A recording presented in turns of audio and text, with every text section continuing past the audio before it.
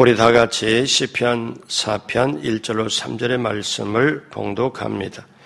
내 의의 하나님이여, 내가 부를 때에 응답하소서. 곤란 중에 나를 너그럽게 하셨사오니 내게 은혜를 베푸사 나의 기도를 들으소서. 인생들아, 어느 때까지 나의 영광을 바꾸어 욕되게 하며 헛된 일을 좋아하고 거짓을 구하려는가? 야훼께서 자기를 위하여 경건한 자를 택하신 줄 너희가 알지어다. 내가 그를 부를 때에 야훼께서 들으시리로다. 아멘. 새벽에 오신 여러분, 예수님의 이름으로 환영하고 축복합니다. 우리 하나님께서 여러분을 위하여 예비하신 귀한 축복을 넘치게 받으시고 누리시고 나누게 되시길 주님의 이름으로 축복합니다. 또 조금 전에 우리가 찬양을 했습니다. 찬양 부른 것 가사 그대로 여러분에게 임하게 되길 주님의 이름으로 축복합니다. 같이 한번 따라하세요. 축복받은 인생을 살자. 축복받은 인생을 살자. 나는 축복받은 인생이다. 아멘. 그 축복받은 인생 시리즈 오늘 16번째, 오늘 말씀의 제목은 다윗의 인생에서 배우는 삶의 지혜입니다. 다윗의 인생에서 배우는 삶의 지혜. 다윗은 파란만장한 삶을 살았습니다. 그 위대한 장수라고 일컫는 골리앗을 이기고 난 다음에 더욱더 그가 핍박을 받고 자기 장인 어른 사울과 함께 죽임을 당하지 않으려고 계속 그것도 몇 년 이상으로 정말 어려운 인생의 고비고비를 다 넘깁니다. 그런 고비를 넘기고 이제 하나님께서 왕으로 삼아주시고 그 다음에 엄청난 실수를 하지요. 그리고 자식들 간에 칼부림이 있고 그러면서 이 다윗은 정말 누구도 못지않는 그러한 삶을 파란만장한 삶을 살아요. 그런데 하나님께서 뭐라고 말씀하시냐면 내 마음에 합한 자라고 했습니다. 다윗처럼 인생의 굴곡이 참 많았고 그런데도 불구하고 하나님과 함께 하셨고 그 다음에 지금 현재 이스라엘 사람에게 이스라엘 사람의 조상 중에 가장 위대한 사람이 누구냐? 다윗이라고. 자, 그렇게 자리매김을 했습니다. 그 다윗은 인생을 어떻게 살았을까요? 다윗이 인생 말년에 대표적인 시가 있습니다. 자기 인생의 고백이죠. 시편 23편의 고백입니다. 그 고백을 보면 여유가 있습니다. 부족함이 없습니다. 그리고 자기 인생의 사망의 엄청난 골짜기를 만날지라도 하나님께서 자기를 건져주시고 그래서 자기가 두려워하지 않고 오히려 원수의 목전에 상을 베풀어 주시고 내 잔이 넘치나이다. 그것뿐만 아니라 평생의 선하신 인자하심이 대대에 미치리로다. 그 위대한 시편 23편의 고백을 했습니다. 그러면 오늘 우리가 1년을 되돌아보며 다윗의 인생을 보며 우리가 우리 자신도 되돌아보고 다윗의 인생에서 어떤 것을, 어떤 믿음을, 어떤 삶의 지혜를 우리가 배워야 할까요? 첫째로 관용을 베풀며 살았습니다. 다윗은 관용을 베풀며 살아요. 오늘 시편 4편 1절 2절 다시 한번 다 같이 합니다. 내 의의 하나님이여, 내가 부를 때 응답하소서. 곤란 중에 나를 너그럽게 하셨사오니 내게 은혜를 베푸사 나의 기도를 들으소서. 2절 인생들아, 어느 때까지 나의 영광을 바꾸어 욕되게 하며 헛된 일을 좋아하고 거짓을 구하려는가? 다윗이 그대로 고백하는 거예요. 다윗이 자기 삶을 체험으로 삼고 고백하는 거예요. 다윗이 참 너그럽고 위대한 사람이었습니다. 그가 사울 왕을 피하여 엔게디 굴에 숨어 있을 때 사울왕이 잠깐 쉬기 위하여 굴로 들어와서 피곤해서 지쳐서 잠이 듭니다. 그때 다윗의 사람들이 굴 안쪽에 있다가 하나님이 주신 기회다. 이때 저 사울왕을 이제 죽이고 당신이 왕으로 이렇게 등극하십시오. 이 기회는 정말 하나님이 주신 기회다. 이렇게 했지만 다윗은 그 사람들을 말리면서 사무엘상 24장 6절로 7절에 자기 사람들에게 이르되 내가 손을 들어 야훼의 기름 부음을 받은 내 줄을 치는 것은 야훼께서 금하시는 것이니 그는 야훼의 기름 부음 받은 자가 됨이니라 하고 다윗이 이 말로 자기 사람들을 금하여 사울을 해하지 못하게 하니라. 사울이 일어나 굴에서 나가 자기 길로 가니라. 다윗은 현장으로 보고 현실로 보면은 가장 좋은 기회, 사람으로 보면 가장 좋은 기회. 그때 사울왕은 백성들에게 미쳤다는 소문도 퍼져 있기 때문에 어떻게 장인이 어떻게 골리앗을 죽인 위대한 저 다윗을 죽이려고 작정하냐, 심지어 군사까지 동원해서 저렇게 하냐, 사울은 온전하게 정신이 안 들었다, 이렇게까지 백성들에게 알려져 있는 상황에 다윗이 사울왕을 죽이고 자기가 왕으로 등극해도 사람들은 누가 이상히 볼 사람이 하나도 없습니다. 그러나 다윗의 중심은 하나님. 하나님이 기름 부어서 세운 사람을 내가 할 수가 없다. 그건 하나님이 하셔야지. 그리고 하나님께 맡깁니다. 자, 얼마나 넓은 마음일까요? 얼마나 믿음 있는 걸까요? 다윗이 이렇게 넓게 믿음을 가지고 관용을 베푸는데, 여러분, 믿음의 사람 아브라함도 사실 넓은 사람입니다. 아브라함이 그가 도량이 참 넓은 사람인데 객지에 와가지고 가나안 땅에서 자기 조카 롯과 함께 살아갈 때에 이제 다투지를 않아요. 그러면서 롯에게 뭐라고 말합니까? 너가 이쪽 차지하면 나는 이쪽으로, 너가 이쪽 하면 나는 이쪽으로. 그래서 조카에게 양보하고 멀리 보는 안목이 또 있습니다. 아브라함에게. 왜? 눈으로 보는 좋은 걸 조카가 먼저 택해버리니까 자기는 황량한 사막 같은 들판을 택하고 하지요. 그리고 용서하고 용납해 줍니다. 자, 그렇게 롯이 이제 나중에 그 사람들에게, 원주민들에게 잡혀가지고 했을 때 가서 자기가 구출을 또 해줍니다. 아브라함이 참 너그럽고 정말 아브라함이 관용이 있는 사람이에요. 오늘 본문의 다윗도 그렇습니다. 여러분, 우리가 인생에 살아가면 살아갈수록 가장 중요한 게 뭐냐면 옳고 그름 따지거나 그게 필요 없다는 게 아니에요. 옳고 그름도 반드시 필요하지요. 있고 없고도 너가 잘했네 못했네 다 따지는 것도 어느 정도는 필요하지요. 그러나 이거 가지고 사람을 바꾸거나 하나님의 역사를 바꾸거나 그러질 않습니다.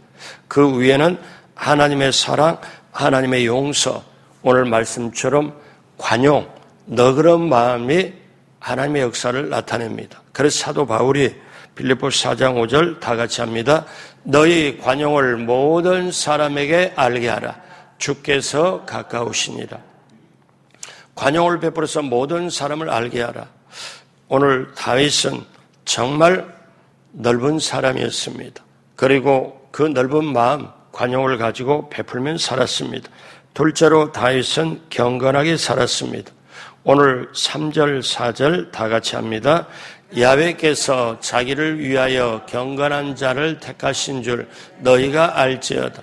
내가 그를 부를 때 야훼께서 들으시리로다. 너희는 떨며 범죄하지 말지어다. 자리에 누워 심중에 말하고 잠잠할지어다. 자신을 되돌아보며 자기 양심의 소리를 들으면서 죄를 짓지 말라. 자, 이렇게 강조하는 거예요. 다윗은 경건한 사람이죠. 철두철미하게 하나님 앞에 살았습니다. 자, 사울 왕이 정말 곁길로 잘못 가니까 하나님께서 사울 왕을 버리고 이제 사울 왕을 뒤를 이을 사람을 택하려고 어디로 가느냐?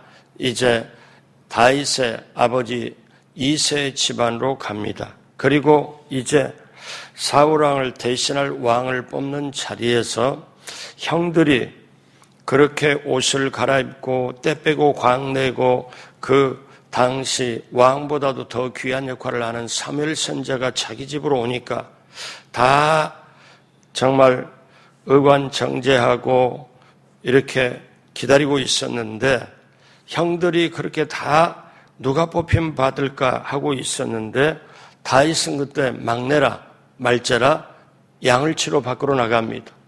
그 좋은 행사, 엄청난 행사에 다윗이 거기에 끼지를 못합니다. 그런데 하나님의 역사에 사무엘 선지자 보고 첫째 아들, 둘째 아들, 셋째, 넷째, 다섯째 계속 이렇게 하는데 하나님의 영감이 안 와요. 기름 부음이 안 와요.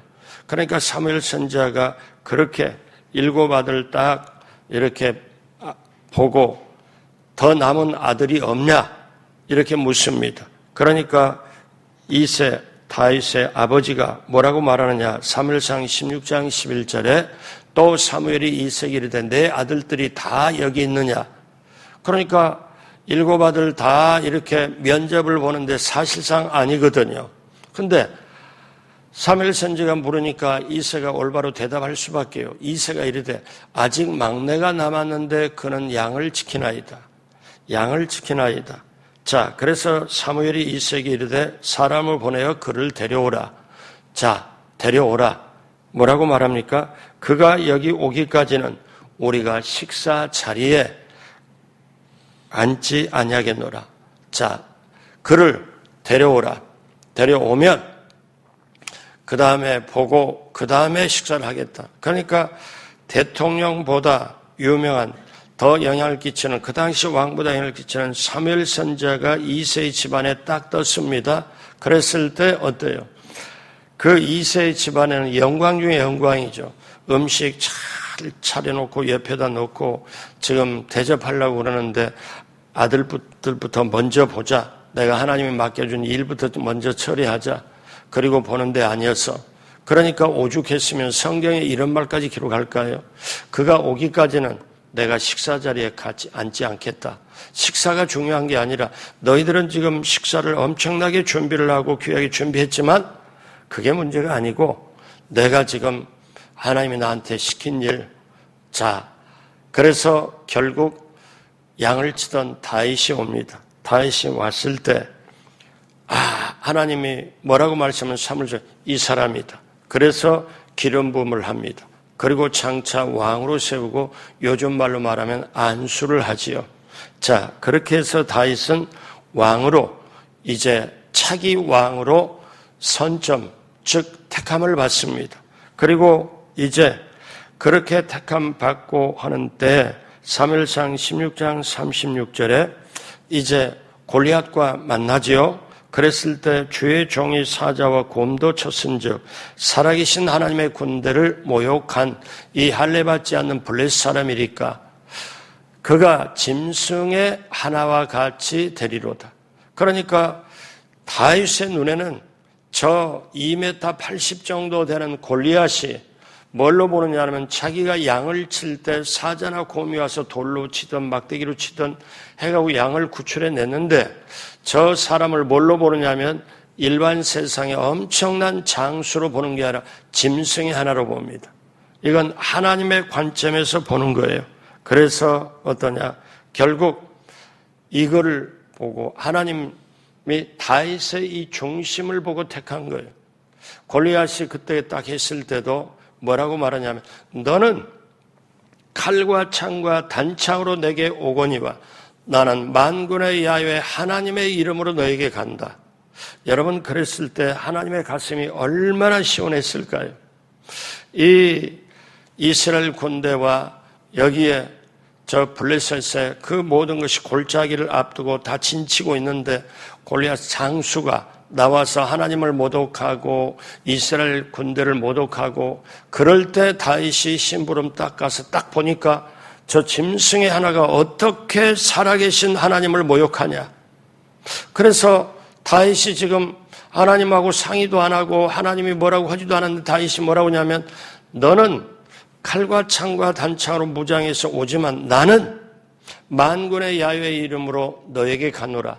오늘 하나님이 너를 내 손에 붙여가지고 너를 죽여서 공중에 나는 새와 땅에 기는 짐승에게 고기로 주리라. 그리고 나갑니다.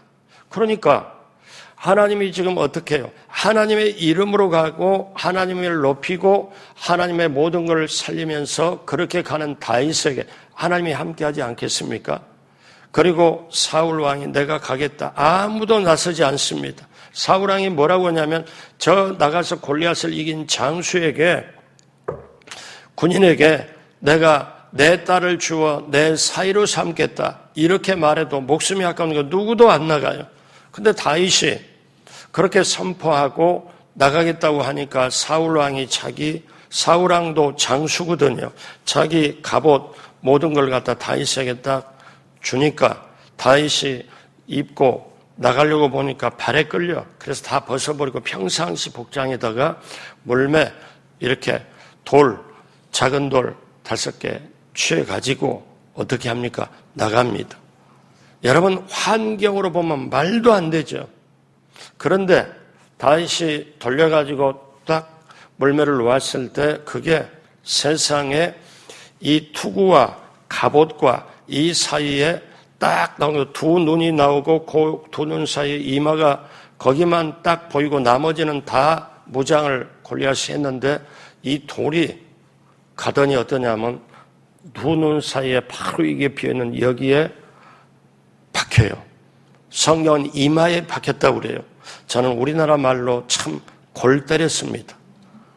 아니 박혀서 골을 때렸다니까. 그래서 넘어갔을 때 쓰러졌을 때 다윗이 그 골리앗의 칼을 빼가지고 골리앗의 목을 칩니다. 그리고 전세는 완전히 역전되고 그러면 백성들은 뭐냐면 이걸 보고 뭐라고 말해요? 사울은 천천히고 다윗은 만만이로다. 이때부터 사울왕은 시기심이 발동하고 이제 자기가 약속했기 때문에 다윗을 사위로 삼지만 이제 자기 딸 미가를 통해서 말은 하지만 사위를 죽이려고 작정하는 게 하루 이틀 1년 2년이 아니에요. 여러분 이런 삶을 갔을 때 다윗은 그 모든 걸 다 겪고 그 다음에 왕으로 된 다음에 왕의 말년에 어떻게 고백하냐? 하나님 앞에 이렇게 고백합니다. 시편 23편 5절에 주께서 내 원수의 목전에서 내게 상을 차려주시고 기름으로 내 머리에 부으셨으니 다 같이 합니다. 내 잔이 넘치나이다. 다윗에게 역사하신 하나님 오늘 저와 여러분에게도 인생길에 그대로 역사하여 주실 줄로 믿습니다. 힘든 일, 어려운 일이 정말 다가왔나요? 미래가 좀 불안하고 힘들어요? 그러면 시편 23편을 외우십시오. 그거를 암송하십시오. 시편 23편에 나라는 말을 자기 이름으로 넣어서 한번 해보세요. 야훼는 나의 목자시니 길령이 부족함이 없으리로다. 이렇게 한번 해봐요. 나라는 말을 내 이름을 넣어가지고 다윗이 아니고 나다. 그러면 여러분 저와 여러분들에게 원수의 목전에서 내게 상을 베풀어 주신다.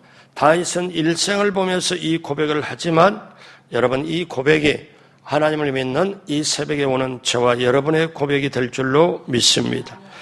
자, 다윗은 그렇게 경건하게 그는 정말 살았습니다. 요셉도 경건하게 믿음 가지고 살았지요. 여러분 요셉이 마지막에 총리 되고 그 어렵게 노예살이, 종살이, 감옥살이 하고 그 다음에 어떻게 해요?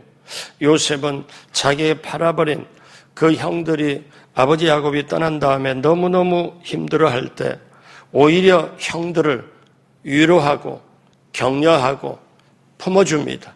뭐라고 말해요? 창세기 50장 19절로 21절에 요셉이 그들에게 이르되 두려워하지 마소 내가 하나님을 대신하리이까.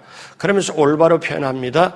당신들은 나를 헤아려 하였으나 하나님은 그것을 선으로 바꾸사 오늘과 같이 많은 백성의 생명을 구원하게 하시려 하셨나니. 당신들은 두려워하지 마소서. 내가 당신들과 당신들의 자녀를 기르리이다 하고 그들을 간곡한 말로 위로하였더라. 자기에게 해코지한 형들, 자기를 죽이려고 했던 형들, 그리고 먼 나라로 노예로 팔아버리고 아버지 야곱을 22년 동안 속였던 형들에게 과연 어떡할까요? 선함이 있을까요? 경건함이 있을까요? 그러나 그 시대의 사람 요셉을 통하여 형들이 죄의 잠에서 깨어나고 그들의 양심에서 깨어나서 하나님은 요셉을 통하여 막내를 통해 사실 그 요셉을 통하여 형들의 형들을 깨우쳐가지고 하나님은 이스라엘의 12지파의 지도자로 형들을 다 쓰는 하나님의 섭리. 얼마나 놀라워요. 여러분, 이 밑바탕에 경건하게, 여러분 정말 오늘 다윗은 경건하게 살았고 믿음 가지고 살았고 세 번째 진실하게 살았습니다. 오늘 4절, 5절, 6절 다 같이 합니다. 의의 제사를 드리고 야훼를 의지할지어다. 여러 사람의 말이 우리에게 선을 보일 자 누구뇨 하오니 야훼여 주의 얼굴을 들어 우리에게 비추소서. 자, 주의 얼굴을 들어서 우리를 비추소서. 의의 제사를 드리고 다윗은 진실한 사람입니다. 다윗은 정직과 진실을 가지고 있는 사람입니다. 자, 다윗 시대에서 먼 후일에 사도행전을 기록했던 루가가 이렇게 고백합니다. 사도행전 13장 22절에 다윗을 보고 뭐라고 그래요? 사울을 패하시고 다윗을 왕으로 세우시고 정하여 이르시되 내가 이새의 아들 다윗을 만나니 하나님의 입장에서 기록하죠. 내 마음에 맞는 사람이라 내 뜻을 다 이루리라 하시더니 다윗이 파란만장한 삶을 살았지만 하나님의 마음에 합하고 하나님의 마음에 아주 뜻에 합하고 하나님의 뜻을 이루는 다윗. 여러분, 이게 하나님의 사람, 진실한 사람입니다. 또 다윗의 위대함이 어디에 있습니까? 바로 자기가 의도적인 죄를 지었을 때 왕의 권세를 가지고 흔히 말하는 대로 죄를 덮어버리고 이건 더 거론하지 말라 했을 그럴 법도 한데 나단 선지자가 자기 죄를 딱 그대로 밝힐 때 이 다윗은 사무엘하 12장 13절에 다윗이 나단에게 이르되 내가 야훼께 죄를 범하였노라. 하며 단단히 다윗에게 말하되 야훼께서도 당신의 죄를 사하셨나니 당신이 죽지 아니하니와. 여러분, 죄를 지으면 우리가 하나님께 회개하면 용서를 받아요. 그런데 대가는 치릅니다. 다윗은 이 의도적인 살인을 어떠냐? 정말 침상이 적실 정도로 회개하고 사람들한테 고백하고 선지 앞에 고백하고 그대로 했지만은 죄값으로 아들들이 서로 어떻게 해요? 죽이고 살인이 집에서 칼이 떠나지 않고 그 다음에 대낮에 다윗의 그 부인을 어떠냐면 자식이 범하는 사람들이 다 보는 데서 보면 이게 엄청난 치욕을 치르게 됩니다. 자, 여러분 기억하세요? 우리가 어떤 데 못을 박아요, 벽에다가. 그리고 잘못 박았네 하고 못을 빼요. 그리고 다른 데다 박아요. 그럼 못자리 남잖아요. 여러분, 우리가 남한테 경제적인 해로움을 펼치거나 어떤 해악을 끼치거나 손해를 끼치면 하나님 앞에 내가 잘못했습니다. 용서를 빌고 하나님 앞에 그 용서를 빌고 회개를 하지만 하나님께 용서는 받지만 그 액수나 대가는 반드시 갚아야 되고 미안하다고 그걸 치러야 돼요. 여러분, 죄는 용서받지만 대가는 치릅니다.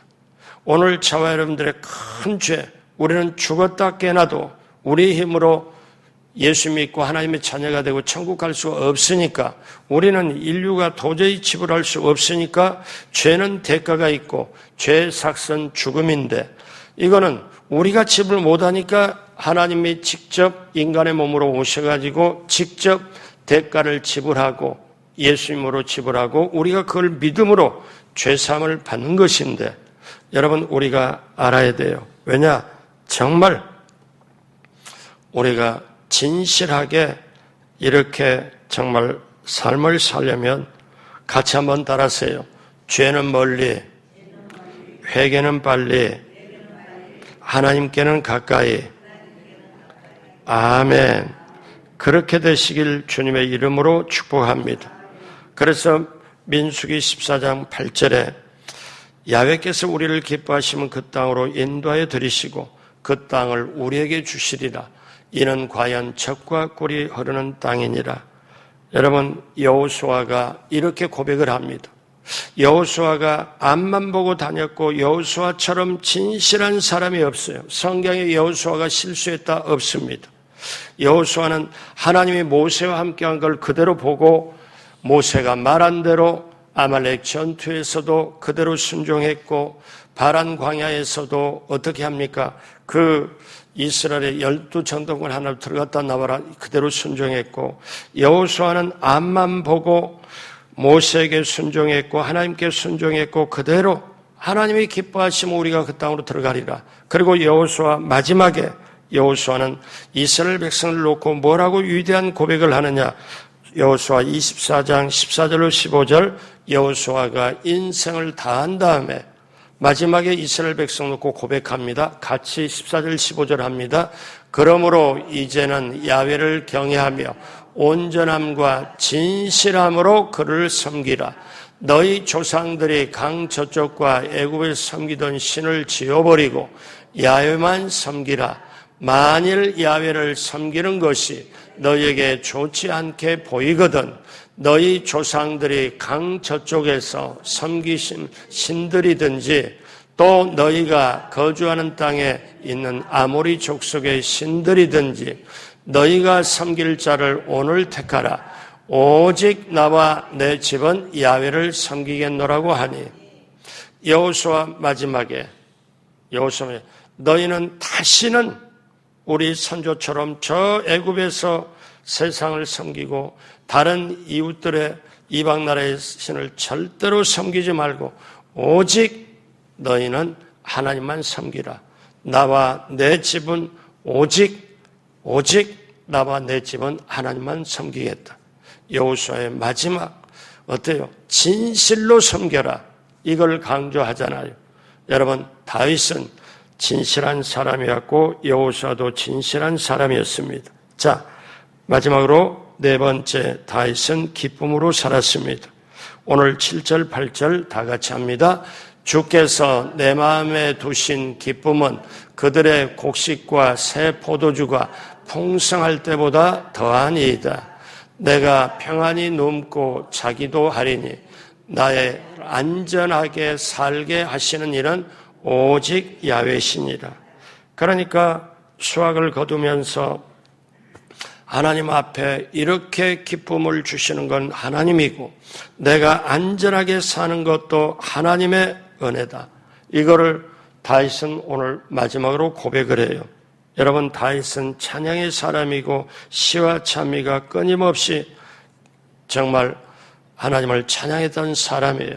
심지어 그가 역대상 13장 8절에 보니까 다윗과 이스라엘 온 무리는 하나님 앞에서 힘을 다해 뛰놀며 노래하며 언약궤가 올 때 기뻐 춤추며 너무 기뻐서 사람들에게 이 아래 하의가 뭐냐면 벗겨질 정도로 그냥 하나님 앞에 몰리버려서 기뻐하고 춤추면서 수금과 비파, 소고와 재금과 나팔로 연주하니라. 하나님을 너무 사랑했기에 하나님을 너무 믿었기에 그리고 그 하나님이 내 기쁨의 원천적이기에 하나님의 모든 것이기 때문에 그때 궤가 올 때 다윗과 이스라엘의 온 무리는 기쁘게 찬양했다. 여러분, 다윗은 오늘 말씀에도 뭐라고 그래요? 곡식과 포도주에 그 기쁨 주시는 게 하나님이시고 내가 안전하게 하는 것도 하나님이시다. 사랑하는 성도 여러분, 자, 오늘 말씀 마무리합니다. 다윗의 인생, 파란만장한 삶을 살았는데 그는 관용을 베풀며 살았습니다. 그는 경건한 사람이었어요. 그는 진실한 사람이었어요. 그리고 그는 기쁨으로 살았습니다. 기쁨으로 살았어요. 다윗의 인생, 그러면서 그는 시편 23편의 고백을 다윗이 평범하게 요즘 우리의 말로 금수저인 삶을 처음부터 살았냐? 절대 그게 아닙니다. 시골의 8째 아들, 막내 아들로 커서 형들에게 밀리고 치이고 그러면서 그 좋은 일이 집안에 있어도 너는 막내야 가서 양이나 쳐. 이렇게 형들에게 사실상 버림받고 그러다가 어느 날 갑자기 사무엘 선지자 기름 부음을 받고 왕으로 차기왕으로 택함 받았다고 하는데 그 다음에 골리앗을 만나게 해서 하나님의 역사로 이기게 하고 그 다음부터 처절한 자기 살까 죽을까 그리고 나중에 어떻게까지 가느냐 자기가 블레셋의 골리앗 장수를 이겨놓고 보니까 그 다음에 이제는 사울왕이 3,000명의 군사를 이끌고 광야를 이잡듯이 샅샅이 뒤지니까 도저히 살아갈 수 없는 이웃 나라 블레셋 딱 갔더니 그 사람들이 알아보는 거예요. 저거 우리 골리앗 죽인 저 장수 아니 저 다윗 아니냐. 그때 다윗이 어떻게 하느냐. 자기 침을 여기다 질질 흐르고 그 다음에 침을 이렇게 해서 벽에다 바르고 흙을 갖다 집어넣고 완전히 미친 척해서 그 왕이 뭐냐면 저 미친 사람 어떻게 내 앞에 두냐 내보내라. 미친 척하고 살아남는 그 다윗 그리고도 어떠냐 이스라엘 왕이 되어서 오늘 저와 여러분들에게 모범이 되고 왜? 관용을 베풀고 경건하게 살고 진실하게 살고 그럼에도 기쁨으로 살고 시편 23편의 다윗의 모든 것이 너그럽게 그럼에도 하나님을 붙잡고 나아가는 이 다윗의 고백 그러면서 철저하게 하나님은 나의 목자다. 그래서 내가 부족함이 없으려다. 그가 나를 푸른 추장으로 인도하시며 실만한 물가로 인도하시다. 내 영혼을 소생시키고 의의 길로 인도하시고 내가 사망의 음침한 골짜기로 다닐지라도 두려워하지 않는 것은 주께서 나와 함께 하심이라. 내가 원수의 목전에서 내게 상을 베푸시고 기름으로 내 머리에 바르셨으니 내 잔이 넘치나이다. 이 생을 다한 다음에 평생의 선하심과 인자심이 대대히 미치려니 내가 영원히 하나님의 집에 거하리로다. 이 고백이 저와 여러분의 고백이 되길 다윗에게 배우는 인생의 믿음과 삶의 지혜 오늘 우리가 1년을 되돌아보면서 우리 인생을 되돌아보면서 나도 이렇게 살아야 되겠구나. 저도 여러분도 다짐하여 우리 하나님이 예비하신 그 축복 받고 누리고 나누고 당당하게 승리하게 되길 주님의 이름으로 축복합니다. 기도하겠습니다. 하나님 아버지 시대가 아무리 힘들고 어렵더라도 다윗처럼 승리하는 삶을 살게 하여 주옵시고 관용을 베풀며 경건하고 진실하게 기쁨으로 살아가도록 함께하여 주옵시고 일주일 동안 새벽에 나오면서 하나님 앞에 예물 드린 것 하나님 기쁘게 받으시고 또 하나님 하늘의 문을 여시고 이 땅에 형통함으로 넘치도록 채워 주옵소서. 반드시 우리의 기도를 받아주시고 마음과 뜻과 정성을 받아주시고 우리 앞에 길을 열어주실 줄로 믿습니다. 감사하며 지금은 우리 구주 예수 그리스도의 무한하신 은혜와 하나님 아버지의 영원하신 사랑하심과 보혜사 성령님 함께해서 인도하심이 사랑하는 우리 성도님, 새벽에 나오는 성도님 모두에게 또 예배를 돕는 귀한 손길 위에 넘치도록 함께 하시기를 간절히 축원하옵나이다. 아멘.